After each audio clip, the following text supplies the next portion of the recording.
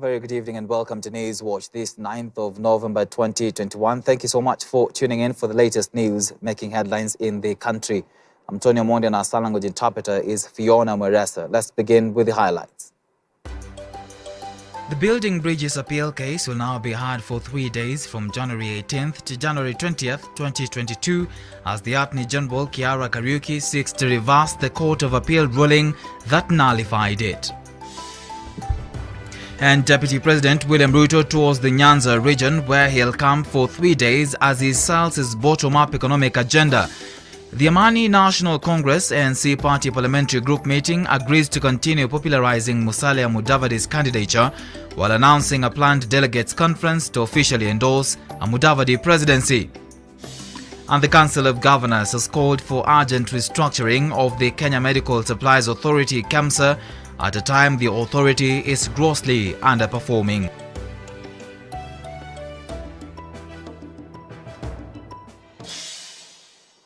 Welcome to Newswatch. The Consolidated Building Bridges Initiative (BBI) appeal case will now be heard for 3 consecutive days from January 18th to 20th, 2022. Chief Justice Martha Koome on Tuesday led the 7-judge bench of the Supreme Court in issuing the directives following Attorney General Kiara Kariuki's suit. The AG's suit seeks to overturn the Court of Appeal judgment that stopped the process to amend the Constitution through the BBI. The Supreme Court judges also dismissed an application for recusal of 3 judges from hearing the BBI case over perceived partiality, as Dickens Luvanda reports. So have read the submissions. A 7-judge bench of the Supreme Court will from January 18th to 20th, 2022 start hearing the appeal on the Building Bridges Initiative (BBI) that was filed by the Attorney General Kiara Kariuki in response to the decision of the Appellate Court that dismissed the BBI on August 20th. The consolidated petitions shall be heard on 3 consecutive days. That is on the 18th, 19th and 20th January 2022. We also wish to direct, pursuant to the practice directions of this court, that all written submissions shall be double line spaced, font size 12 times New Roman. My name is Paul Mwangi. I appear with Mr. Jackson Awele. Chief Justice Martha Koome on Tuesday led her Deputy Chief Justice Philomena Mwilu and Justices Mohamed Ibrahim, Smokin Wanjala, Njoki Ndungu, Isaac Lenaola and William Ouko, where they ruled that appellants who wish to file a reply on the consultated BBI petitions should do so within 5 days of service. The appellants will have 15 days within which to file their written submissions and list of authorities. And similarly, the respondents will have 15 days within which to respond.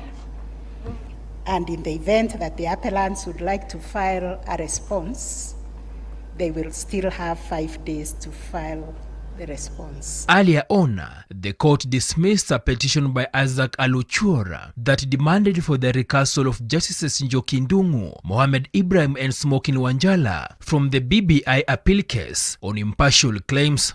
While reading the judgment, DCJ Mwilu said that the petition lacked merit and that the petitioner did not provide evidence to prove that the 3 judges will be biased in their ruling as alleged, and neither had the Judicial Service Commission (JSC) received any formal complaint about the judges. As to whether the necessity and duty to sit amounts to derogation of the right to fair hearing under Article 50, Subarticle 1 of the Constitution does not arise under these circumstances.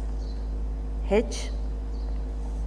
The judges having been appointed in their present positions under the Constitution, including satisfying the provisions of Article 73(2)(b) and Article 166(2)(c) of the Constitution, their impartiality and integrity can only be negated following due process, which the petitioner alleges to have invoked, but which is inconclusive.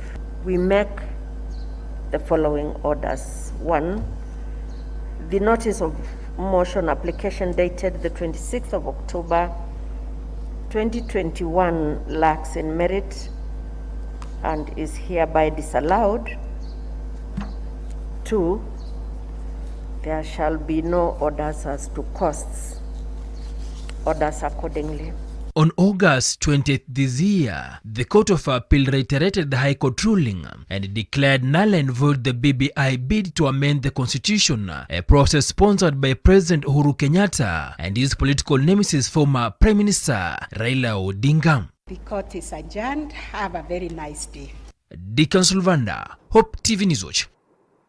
Nairobi Deputy Governor Anne Kananu is now set to be the next governor of the capital city after the Supreme Court frustrated efforts by impeached Governor Mike Sonko to delay the exercise, ruling that they have no jurisdiction to entertain the suit. Kananu will be allowed to appoint a deputy to help her run the county for the remainder of the term. Kennedy Kimani has this report. It is a blow to Mike Sonko after the Supreme Court struck out his application challenging the swearing-in of Nairobi Deputy Governor Anne Kananu as the next governor of the capital city. The Supreme Court decision marked the end of the road for Sonko, who launched a legal fight back not only to stop Kananu from succeeding him, but also to quash the proceedings that led to his impeachment in December 2020. Supreme Court Judge Mohammed Ibrahim had directed the Assumption Office of Nairobi County on the 25th of October to suspend Kananu's swearing-in for 2 weeks so as to let Sonko argue his case. The 2 weeks ended on Monday.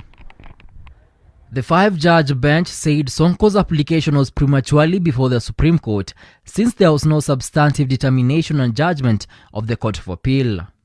Mike Sonko has however issued a statement conceding defeat where he says, and I quote, "I concede defeat by accepting the Supreme Court's decision this afternoon. God's timing is the best, and a time will come when he'll give me another chance to serve Kenyans in any capacity. I'm forever grateful for the opportunity I had working for you. I will continue doing so. For now, we leave everything to God. We live to fight another day. However, a luta continua as life must go on." End of quote. Anne Kananu Mwenda. Kananu is now set to become the first female governor of Nairobi, and she is allowed to appoint a deputy to help her govern the capital city for the remainder of the term. Kananu has however declared her intention to vie for the seat come 2022. Kennedy Kimani, Hope TV Newswatch, Nairobi. Kenyans living with HIV and AIDS are now staring at imminent shortage of ARVs as they decry lack of viral load testing in health facilities in the country. Speaking in Nairobi, the patients said the government is doing little to ensure their well-being. They now want the government to ensure there's sufficient ARVs in the country and safeguard their future. Dole Murigi reports. On Tuesday, the communities of people living with HIV wore red t-shirts and carried posters with slogans like "Stop Lies or Viral Load," 1.6 lives are at risk, and "Stop Killing Our Babies." Doreen Morache from Network of People Living with HIV AIDS in Kenya, NEFAC, has championed for the rights of those living with the disease for the longest time. With the current ARV stocks out in the country, Mora says that the viral load testing has not been available since January, which now makes it difficult to monitor the amount of virus in the body. The government keeps saying that there is a shortage of test kits, and we are here to call out the government to ensure that our viral load is tested and ARVs for children are made available, because our children are suffering. We are basically letting down the children of this country. As people living with HIV, it's like the government does not care about us. The communities of people living with HIV claim that the government is doing little even after intervening for a long time, and this risks more the health of the children born with the virus as well. For this, they demand the right to health. Tumekuja hapa kuhimiza serikali yenyewe. We are here with our mothers, we are here with our sons, our daughters, because we want to ask the government to look at this pandemic and epidemic, HIV epidemic, as a family problem, because they are actually taking us to our graves, and they have decided we will not go to our graves when you are still alive. We better stand up here for the kids who are growing, because those kids are innocent na hakuna kitu ambacho wanaulizwa. In April, This year, we visited Benta Golata, home in Kibra, and like millions of people living with HIV/AIDS in the country, she was troubled by the news of ARVs shortage due to a then diplomatic row between the government of Kenya and the U.S. Agency for International Development, USAID, which contributed to failure of approval of ARV drugs for distribution. It has caused mental torture, especially to someone like me. As I told you, I've lived on drugs for the last 20 years, and I've never faced such a dilemma. So, because mental disturbance, like, if you miss like 1 week, you go without getting drugs, what will happen to yourself? Because all opportunistic infection will all come back. But the alleged drugs held were not released for proper structure in KEMSA, as the government bought some drugs from Global Fund to complement and deal with the shortage, but has not been enough for the millions of people living with the virus. We are not getting enough drugs, like you get for 2 weeks.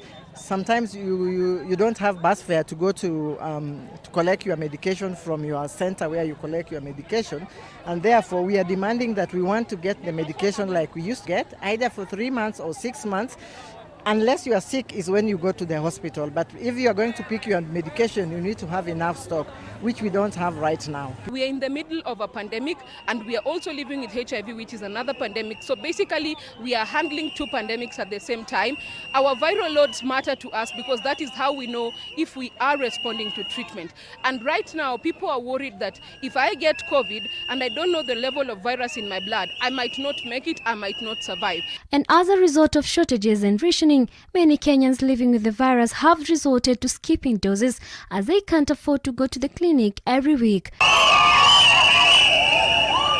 Benta Nyipolo recalls well in the year 2000, with their massive deaths of people affected by HIV and AIDS, they marched to the parliament to plead with the legislators calling for more drugs in the country. This was effective and benefited the affected persons. But today, the government has reportedly turned deaf ears to the plight of the communities with little to no interventions. Sasa ni kwa nini sasa serikali inaenda chini kuturudisha kule tulikotoka? Hiyo ndio malilio yetu. Sababu kuna sasa watoto wale watapitia ile prophylaxis na asipokunywa ile dawa, na sababu maziwa ya mama iko na kiwango kidogo ya virusi, mtoto anaenda kuambukizwa. They chant with loud voices claiming that the government is prioritizing other needs in the country without minding the 1.6 million lives at risk due to the shortage of the ARVs. Dolly Miriki for Hope TV, Nairobi. The Amani National Congress ANC Party Parliamentary Group meeting has agreed to continue popularizing Musalia Mudavadi's presidential candidature across the country by engaging in continuous Meet the People tour. In a meeting held in Karen, Nairobi on Tuesday, the parliamentary group agreed to have a national delegates conference soon to endorse Mudavadi as the ANC presidential flag bearer after the Amani Council ratified his candidature in 2020. The group has also resolved to support the ongoing preparations by the IEBC to conduct a free and fair election in 2022. As ANC, we had a parliamentary group meeting here, hosted by party leader Musalia Mudavadi, and we have discussed several issues, including the constitutional requirement that we have an NDC meeting that will endorse our party leader as our presidential candidate in 2022 general election. In preparation, the Secretariat has been mandated to carry out preparation for an NDC. Our coalition partners, Ford Kenya, has carried out the NDC, KANU, and we are remaining with WIPA and ANC. And we are sure we'll endorse Musalia at the NDC to fly the ANC flag because we are confident that he has the qualities of becoming the president of this Republic of Kenya post-COVID to revive the economy of this country. We are doing everything possible to shop for a suitable running mate for our presidential flag bearer, His Excellency Musalia Mudavadi. So what we are doing at the moment is we are talking to everyone. We are very open. We are engaging our partners in Oka. We are engaging other friends outside Oka. Sasa hivi chama chetu kiko fully complied na zile kanuni ambazo zimewekwa pale kwa Register of Political Parties, and therefore we are opening up for aspirants kutoka MCA, woman rep, MPs, governors, senators Kenya nzima Kwale, Garissa, kule Lamu, Kisii, Turukana, Western region yote, Rift Valley, tunaomba candidates ambao wanaamini kwamba agenda yetu ya kufufua uchumi wa Kenya na wako na hiyo agenda pia wakuje wajiunge na chama chetu cha ANC. Tutaendelea na siasa ya kitaifa. Tutaendelea kujenga taifa letu. Na sisi tutazidi kudumisha amani. Tutazidi kutoa sera zetu kwa Wakenya na tutazidi kuweka mizizi yetu katika sehemu zote za kitaifa, tukiwavutia wapiga kura, na tunataka wagombea viti katika kila sehemu waje mbele. Meanwhile, WAPA leader Kalonzo Musyoka has hosted university student leaders from all universities for a discussion on matters governance as he seeks their support for his presidency in 2022. Kalonzo promised the leaders of an inclusive Oka government where they will create a dedicated Ministry of Youth, make secondary school education free, and cut taxes by 50% as they champion for a 24-hour economy.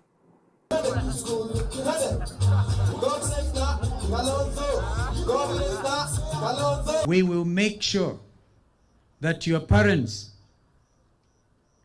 all clearly are everywhere, from Vanga in the coast region to Turkana, from Lamu to Kisumu, yes, even to Migingo Island. Migingo, ni kwetu. We will be able to be proud Kenyans where they will not have to struggle to look for their school fees for their kids. And these days of COVID, you open on Monday, you close the next Monday, open for term 2 the following Monday, and on every opening day, you're supposed to pay the school fees for the term. Where are parents getting this money? We want to lift the burden from them. We will make sure that we are a working nation. Kenyans do not want to go to the days of handout politics, handout economics. Handout economics, just imagine, as academic giants in the making. A poll was conducted which indicated that over 38% of young Kenyans want to go and work abroad. And mainly they asked where? They want to work in the United States of America. They think there's greater freedom out there. We want to bring greater freedom. Constitution 2010 gives Kenyans freedom of expression, freedom of worship, freedom not to sleep hungry, freedom to educate your kid, a freedom to enjoy the God-given rights. A Bondo Member of Parliament, Gideon Ochanda, has called for speedy investigation into alleged embezzlement of Uwezo Fund loans repaid by beneficiaries from his constituency between 2014 and 2018. Ochanda has asked the Ethics and Anti-Corruption Commission, EACC, to investigate former Uwezo Fund committee members whose term ended in December 2018 over their alleged involvement in opening of parallel bank accounts where groups were directed to deposit their loan repayments instead of the approved Uwezo Fund account. Ochanda said that they have realized that some groups which benefited from the funds during the period did not finish repaying their loans, even though they produced receipts to substantiate their claims. The receipts, he said, indicated the payments were made to unauthorized accounts and not the approved Uwezo account. He spoke during the disbursement of 5.4 million shillings Uwezo funds to 33 groups in the constituency. For now, we have disbursed around, today, this is 21 million shillings. We have paid 5.9. The one that has already been paid is 5.9. We are expecting that the ones we have given today, in December, we'll have around 11 million in our account.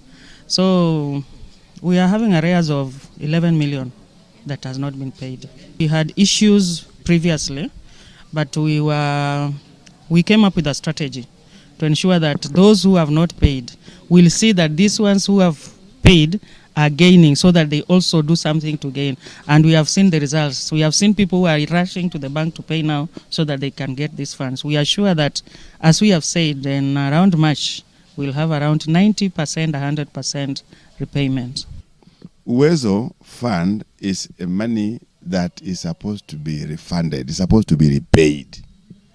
There is a clear government account where this is supposed to be repaid to. Please let nobody from any group pay any other account. In fact, anybody going to make any payment must cross-check twice whether they are paying the right account or not. That's the only precaution that they can do as members and as groups. Moving on, Deputy President William Ruto has kicked off his 3-day tour of the Luo Nyanza counties of Kisumu, Homa Bay and Migori. Ruto began with a UDA aspirants meeting in Riat Hills, Kisumu West constituency. This is the DP's second tour of the ODM stronghold in a month as he continues to sell his bottom-up economic model and the United Democratic Alliance UDA. And as Alice Diana reports, Ruto told the people of Nyanza to vote for plans and not be lured by pledges for handouts. Niliamua ya kwamba nitatembea hapa Kisumu. Deputy President William Ruto landed in Kisumu County on Tuesday to start his 3-day tour of Nyanza region. During the tour, Ruto engaged more than 1,000 youth on the bottom-up economic model at the Susan Owiel Arts Center in Kisumu West. Speaking to thousands of young people who converged at the center, Ruto said it is the duty of government to create job opportunities for Kenyans and create a conducive business environment so that citizens can be able to pay taxes. It is true, we have a problem with the taxes in Kenya. And it is we have even a bigger problem in the way we treat our taxpayers. It is not right that a taxpayer,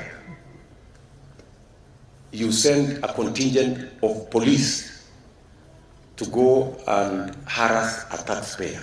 It is not right. And it is our duty to get as many people as possible working and as many people as possible doing business by making sure that they have a place to do business, by making sure that there is the correct plan on what to do, and lastly, by making sure that there is credit for them to grow their businesses so that we can grow more taxpayers. He asked the people of Nyanza to help him form the next government and urged them to vote for plans and not to be lured by pledges for handouts. Tunataka tukubaliane vile tutaenda mbele pamoja. Sawa sawa. Na sisi wote tumekubaliana hatutaki siasa ya chuki. Hatutaki ukabila. Hatutaki kugawanyana. Tunataka tuungane. Ewinjo.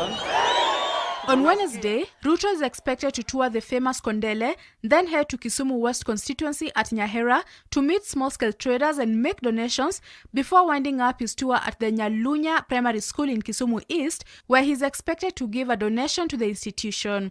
On Thursday, the DP will crisscross Homa Bay County with a similar agenda of youth and women's empowerment and marketing his bottom-up development plan before landing in Migori County, where he will be received by Governor Okoth Obado and thereafter address a number of rallies in the county. Many things go wrong when good people don't speak. Earlier on Tuesday, Ruto hosted a forum for UDA aspirants from Bomet, Kericho, Nandi, Uasin Gishu, Turkana, West Pokot, Baringo, Elgeyo Marakwet, Samburu and Trans Nzoia counties at Karen, Nairobi County. Speaking during the forum, the DP said any person with disability running for a seat using the UDA ticket will not pay nomination fees in order to include them in the management of the country. People living with disability will not pay any nomination fees. On matters of supporting women candidates, we have the following things that I want to say. Number one, you've heard that we are going to have a favorable nomination fee structure for women, number one. Number two, we are working with partners to support women candidates with the training and assistance so that they can understand the terrain, legal matters, how they need to conduct themselves, and many other issues. For Hope TV Newswatch, I'm Alice Diana. Right, with that, let's now take a short commercial break on Newswatch. We still have more coming up after the break.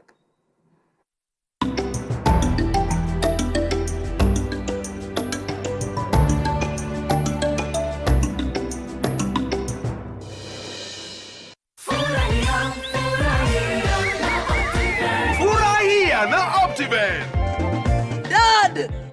Gari mpya! Umetoa wapi gari mpya? Optiven wametusort. Optiven?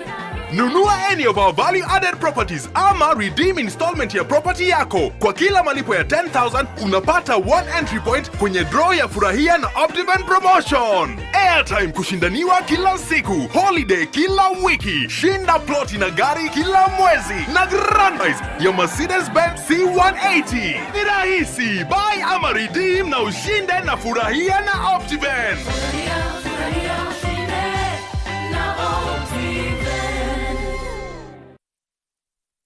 Tomorrow night on Spotlight. Now, there's a song called Salary, a song by one nameless that carries a transcendent message of work and dignity. One cannot help but feel that this song should have been received more widely and should last permanently on the airwaves. It needs to be rediscovered as a perfect work anthem, as did the Maroon Commandos' Uvivu ni Adui Mkubwa and So Many Vijana by Henry Makobi. It honors, this song Salary honors all forms of work, praising the working person and not their position at work. Yet many of those with big titles expect automatic honor and executive treatment everywhere.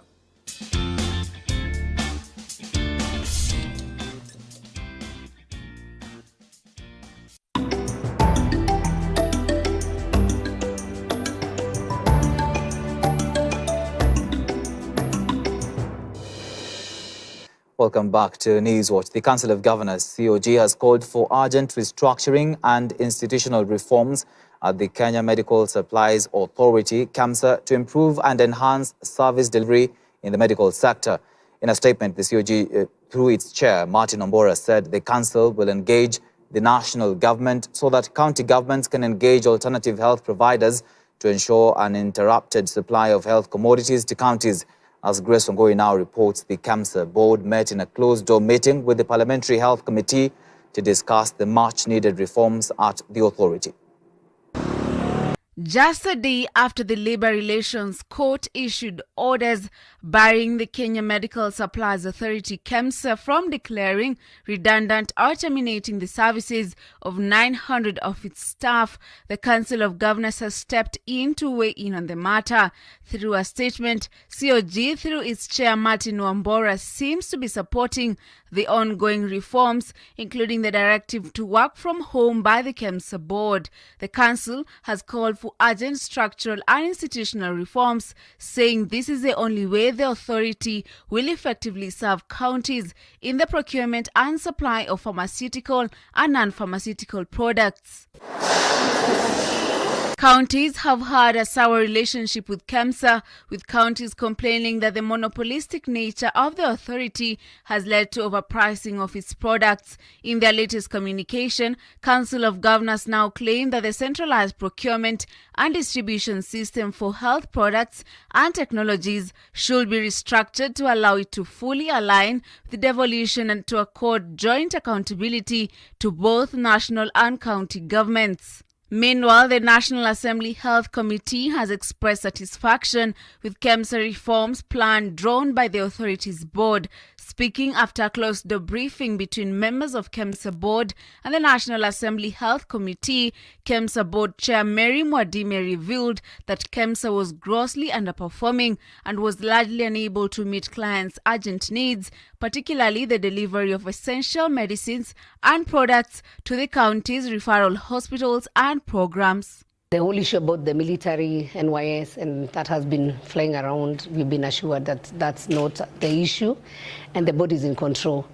Our asking as a committee is to make sure that they take care of the employees, make sure that as they restructure, they also make sure that they follow the law and due process to be followed.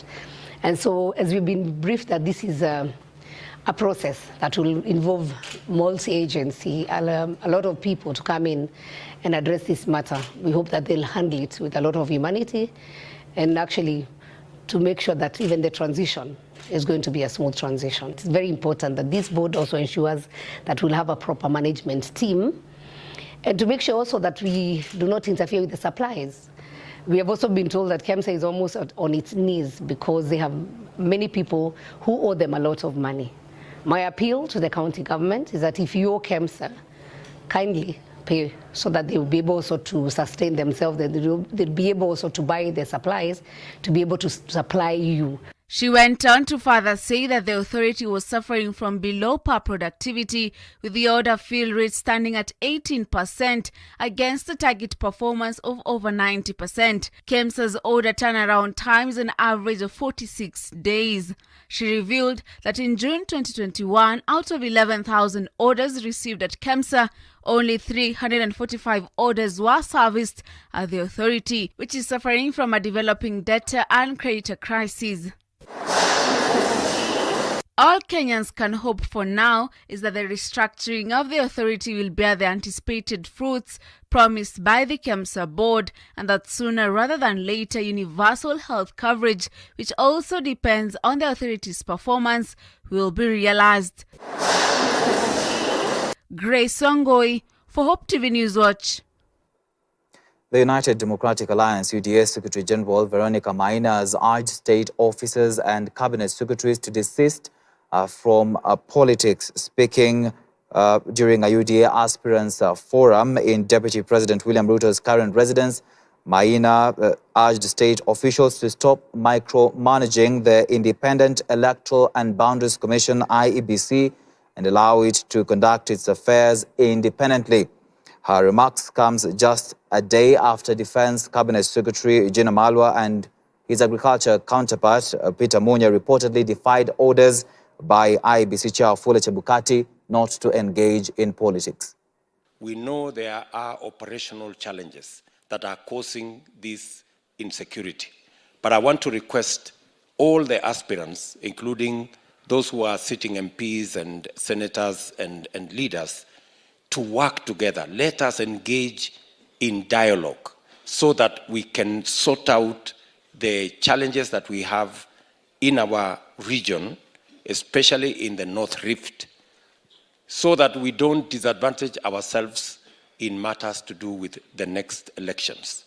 We sent a very strong letter saying that CSs must not engage in management of elections in Kenya because we have the IEBC, which is constitutionally mandated to manage elections.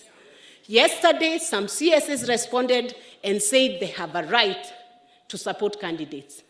We will not deny you the right to support either A or B. But while you are supporting that candidate, that office does not give you the mandate to manage elections. You must choose which side you want to be at.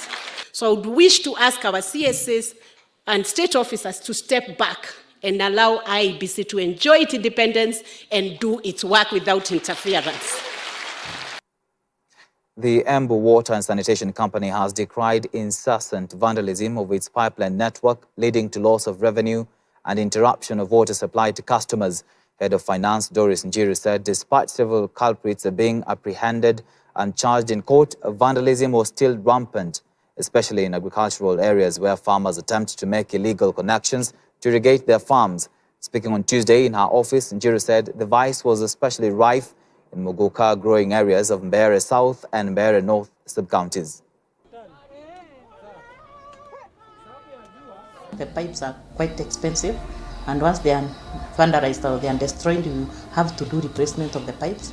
Secondly, we are forced to shut down the system on the areas which they have been vandalized, which means now the consumption or the service delivery is hampered because you have to wait until the repairs of the knee is done, of the pipes are done. Again, when you look at the vandalism, there is the cost effect that there is a lot of water which goes into waste. By the time the pipes are vandalized and by the time maybe we shut the system, there is a lot of process in terms of water which is not consumed, water which cannot be sold, so we have water which we cannot really account for because it's treated, but it has not reached the destination. Sometimes we may not be able to know exactly who has done the fires because sometimes they happen at night. Very rarely will you find some of the people vandalizing during the day. So it happens during the night or maybe in the early hours of the night.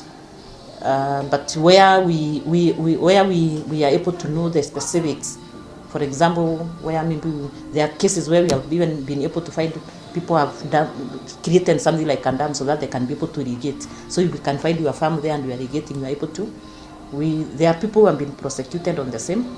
We have had installation of water valves in quite a number of areas, but because of the extensive, we find even the same being stolen. So currently what is happening is as they are being installed, also we are ensuring that now the installation goes hand in hand with the chambers. The Kenyan government and the United Republic of Tanzania are holding sensitization fora to the members of the public as the two countries commence a joint reaffirmation exercise of their shared boundary. Speaking during a public participation forum at Mausa area in Narok South Sub-County, the Narok County Commissioner Evans Lechoki said the purpose of the border reaffirmation is to ensure that the boundary is visibly marked on the ground by erecting boundary pillars. The pillars, he said, will be erected at a distance of 250 meters and 500 meters to mark the limits of the respective territory. Achoki said the local communities will be involved in the reaffirmation exercise as they will be responsible for providing labor and supply construction materials for the pillars. The county commissioner was accompanied by officers from the Kenya International Boundaries Office, KIBO, top county security personnel, and lands officers from the Tanzania side. Saa hii tukisimama hapa, kuna kazi inaendelea. Kuna maofisa wako pande ule wa Migori, kuna wengine wako hapa Narok, wengine wako kwa Narok, wengine wako Masai Mara. Hawa wanakuja wakisanya majina ambayo itawekwa kwa mapu. Kama sasa hapa Mausa, watakuja hapa wajue hii ni market naita Mausa, na nyinyi wenyewe mutaandika jina. Kenya na Tanzania tunaheshimiana sana, na tumekubali ya kwamba hii kazi ya kupima mpaka tutafanya kazi hiyo pamoja. Tutakuwa na masurveyor 30 wa kutoka Kenya na 30 kutoka Tanzania, ndio watakuwa wakipima hiyo mpaka, na wakishapima watajenga pillars, na hizi pillars hazina mercury ndani. Nyinyi wenyewe ndio mtajenga hizo pillars. Tunataka vijana waajiriwe wakate hiyo laini. Wakisha kata laini, walete mchanga, wajenge hizo pillars. Na baada ya kujenga hizo pillars muzilinde. Upande moja itaandikwa Kenya KE na upande hiyo inaandikwa TZ. Maana yake ni Tanzania.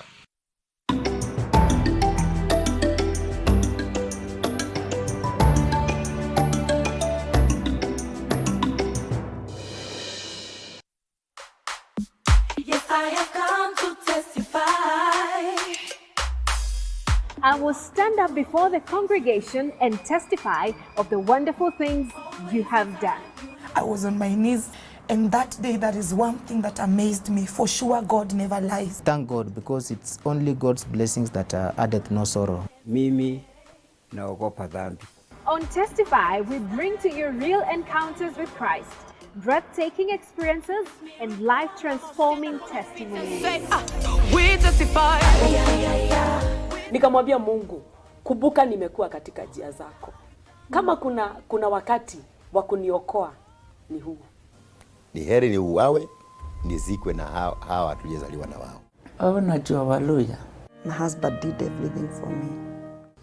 For 4 years, I used to cry and pray to God because Faulu ukiwa na Mungu. Join me this and every Thursday at 8 p.m.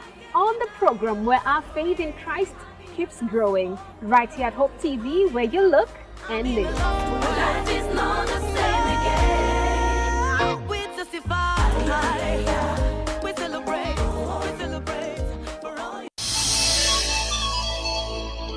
Our Christian life is not just about God always stepping in when you are in trouble. But sometimes you need to go through the valley of the shadow of death, and God will say, angels, stand away. He must go through that. She must go through that.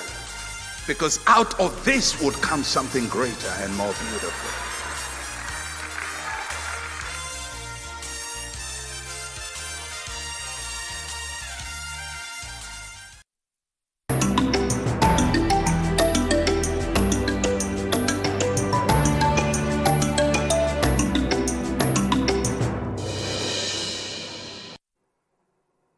Welcome back. The Kenya Private Sector Alliance, KEPSA, has announced a partnership with Absa Bank Kenya to empower 1 million young Kenyans with digital online job opportunities through their respective youth programs, Ajira Digital and Ready to Work. The bank will provide work readiness skills training through its existing Ready to Work program while leveraging KEPSA's network to build linkages and alliances that will enable enterprises to outsource work, improving the impact of their ongoing young people's placement programs. As the private sector, we remain committed to supporting government to ensure socio-economic transformation of the country, and more so towards achieving the goal of a rapidly industrializing middle-income economy. Sadly, the unemployment rate still remains high, but with the various programs that we are implementing, we are certain of increasing access to decent work over the remaining 9 years to 2030. For instance, through the Ajira project, which we have worked in partnership with Ministry of ICT that Ehud really described, and MasterCard and Immobilis, a total of 1.2 million jobs, digital and digitally enabled jobs, have been created for the young people in the last 1 year. This shows the potential of ICT and digital economy as we navigate the new COVID-19 era. The partnership with KEPSA through the Ajira program that we are launching today is therefore in line with our efforts in this critical area of youth employment and empowerment. We hope to establish digital and technologically enabled job opportunities through this agreement with the goal of connecting 1 million competent youth to these opportunities.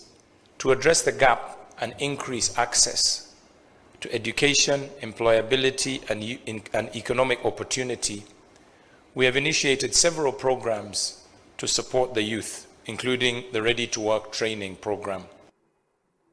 Kenya's Capital Markets Authority has given a go-ahead to MTN Uganda initial public offering to be marketed in Kenya, allowing the marketing of the shares to both professional investors and retail investors after the opening of the offer in Uganda on 11th October 2021. MTN Uganda IPO has offered for sale 4.4 billion shillings ordinary shares, accounting for a 20% stake in the company at a price of 6 shillings and 28 cents per share. In June 2020, last year, MTN Uganda renewed its operating license for another 12 years operating in Uganda. We paid a $100 million operating license fee. We also committed to bring a network across the entire country, and the third obligation was to list 20% of the capital of the shares on the Uganda Securities Exchange. So this is a license obligation, fulfillment of a license obligation, but at the same time we also look at it as an opportunity, because currently we only have 2 shareholders, MTN International and Mr. Mbire, a Ugandan businessman. So this listing is an opportunity, to widen our shareholder base and onboard hopefully thousands of new shareholders to become, co-owner of our company. For East Africans, Kenyans in particular, they will also benefit from 5% bonus shares because we felt that we needed to do something special for East African citizens, because we do believe as MTN Group we are a pan-African multinational, so we felt that we needed to do something extra to widen the base and to also get Kenyan retail investors on board. Retired General Samson Muthethhe says Kenya should now work towards owning its own sea vessels in order to attract young talent into the maritime industry, while also creating job opportunities for young cadets in the maritime industry. Muthethhe, who chairs the National Blue Economy Committee, said both private and public sectors must work towards realization of the dream. According to Muthethhe, there are several shipbuilding companies in the country, but very few shipping lines. Speaking during the official launch of the Association of Maritime Practitioners of Kenya, AMPK, at Praidin Paradise Hotel, Mombasa, Muthethhe said there was a need for more ships for Kenya. The Association of Maritime Practitioners of Kenya, following the path of the best in the industry practices established in successful nations, will therefore play an important role in Kenya's maritime industry. Among the key areas of concern where the Association of Maritime Practitioners will be instrumental is the production of qualified maritime professionals in support of our maritime education and training institutions. Maritime professionals are vital in the development and delivery of maritime training in compliance with the STCW Convention and other mandatory regulations that are in place. Yes, we have a problem in addressing the needs for our cadets to train on board vessels. But like Lamu Shipping has offered to train some of those cadets, and there are plans, and we believe that if and when the Kenya National Shipping Line comes to be, that will be one of the solutions that will be handled there. But I want to put this challenge across again, that, you know, when people talk about shipping, they always look at others. It is time that us here, even at the association level, own some of these assets. That is the only way that we will open up the blue economy.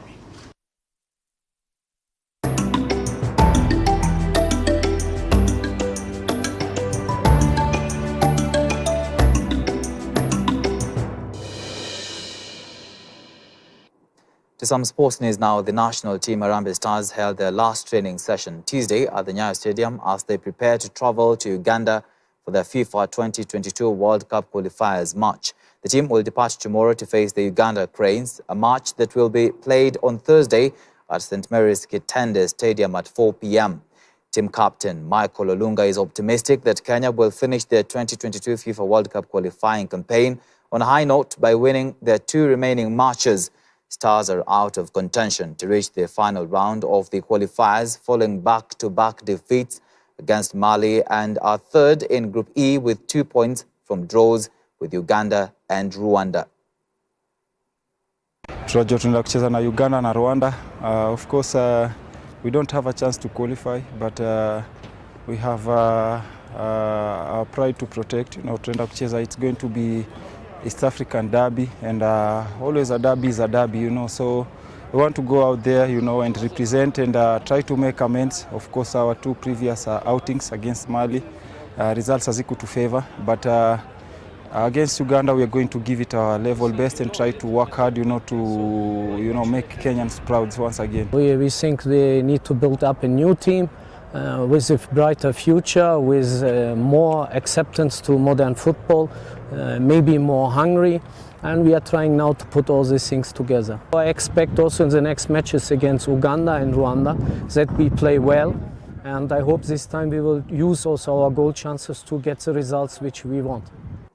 And that story wraps up our bulletin on Newswatch tonight. Many thanks for staying with Hope TV. I'm Tony Omondi, and our sign language interpreter has been Fiona Mweresa. Have a good night and God bless.